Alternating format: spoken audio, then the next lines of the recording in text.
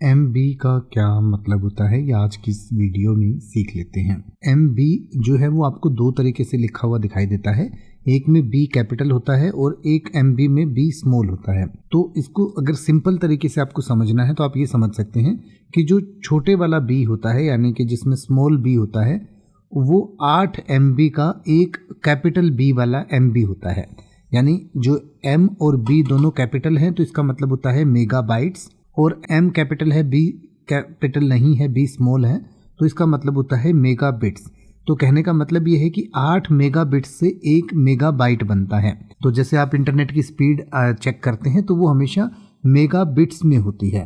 तो मेगाबिट्स का मतलब ये हुआ कि मान लीजिए आपके घर में 40 MB की स्पीड आती है तो ये 40 मेगाबिट्स की स्पीड आती है। तो जो एक्चुअल स्पीड है वो आपकी मेगाबिट में होती है, लेकिन अगर आप बाइट में कैलकुलेट करेंगे तो ये 8 गुना कम होगी। यानी कि कहने का मतलब ये है कि 40 MBPS की स्पीड जो आपको बताई जाती है एक्चुअल में वो मेगाबाइट में अगर आप कैलकुलेट करें तो 5 मेगाबाइट ही होती है।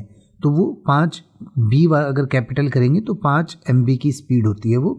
और इसका मतलब ये है कि 5 MB की फाइल जो है वो 1 सेकंड में डाउनलोड हो सकती है अगर 8 MB का आपका प्लान है, यानी 8 MBPS वाला जो प्लान है।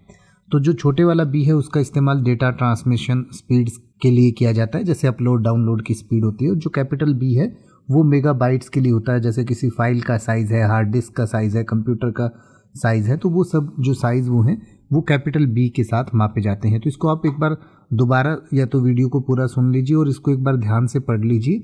कुछ एग्जाम्पल्स भी हमने आपको दिए हैं जिससे आपको एक्चुअल में सही से समझ आ जाएगा कि स्मॉल B और कैपिटल B में क्या फ़र्क होता है।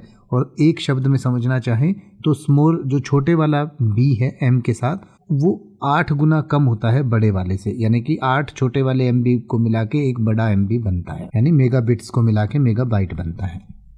अब आप किसी भी वर्ड का मतलब हिंदी और इंग्लिश में YouTube पर सर्च कर सकते हैं, आपको मेरी वीडियो मिल जाएगी जिसमें आप बिना किसी फालतू बकवास के सीधा उस वर्ड का मतलब समझ पाएंगे। तो ऐसी ही वीडियोस को देखते रहने के लिए चैनल को सब्सक्राइब करें और बेल आइकन को प्रेस करें।